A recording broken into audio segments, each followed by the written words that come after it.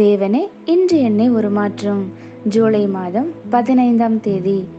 பெற்றுக்கொள்ளத்தக்கதாக கேளுங்கள். மத்தேயு 7:7. கேளுங்கள், அப்பொழுது உங்களுக்கு கொடுக்கப்படும். தேடுங்கள், அப்பொழுது கண்டடைவீர்கள்.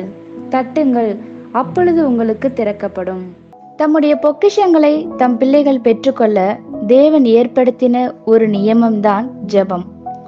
விசுவாசத்தோடு தேவனுடைய வாக்குத்தத்தங்களை அறிக்கையிடுவது மற்றொரு நியமமாகும். ஜெபம் என்பது தேவனோடு உரையாடுவதாகும். நம் தேவையை சந்திப்பதற்காக அவர் தருவேன் என்று சொன்னவைகளை கொடுக்கும்படி கேட்பதாகும். அவருடைய பிள்ளைகள் அனுதின வாழ்க்கையில் தன்னை சார்ந்திருக்க வேண்டும் என்பதற்காக தேவன் ஜெபத்தை பரலோக பொக்கிஷங்கள் வழிந்தோடும் ஒரு வாய்க்காலாக வைத்திருக்கிறார். கனி கொடுக்கும் நிலைத்திருக்கும் ஒரு உறவை நம்மோடு தேவன் வைக்க விரும்புகிறார்.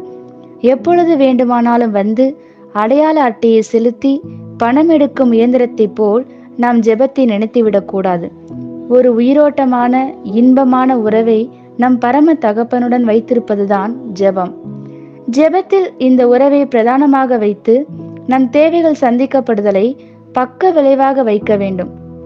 நாம் கேட்காமல் இருந்தால் பெற்றுக்கொள்ள மாட்டோம். ஆனால் அவர் சித்தத்திற்கு மாறாக கேட்டால் நமக்கு அது கிடைக்காது.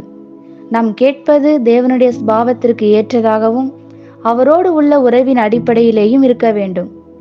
ஜெபத்தின் மூலம் நாம் அவருடைய எல்லா வாக்கு தத்தங்களையும் பெறலாம். ஜெபம் நம் தேவைகளினால் தேவனை பாதிக்கும் முன் அது நம்மை தேவ சுபாவத்தினால் பாதிக்க வேண்டும்.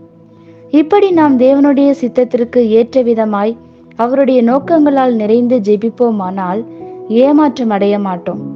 கேட்டதை நிச்சயம் அவரிடமிருந்து பெற்றுக்கொள்வோம். நாம் ஜெபத்தின் மூலம் பதில்களை பெறுவதற்கு முன் ஜெபம் நம்மை மாற்றி தேவனோடு நேராக்க வேண்டும். அதுவே உண்மையான ஜெபம். ஆமேன்.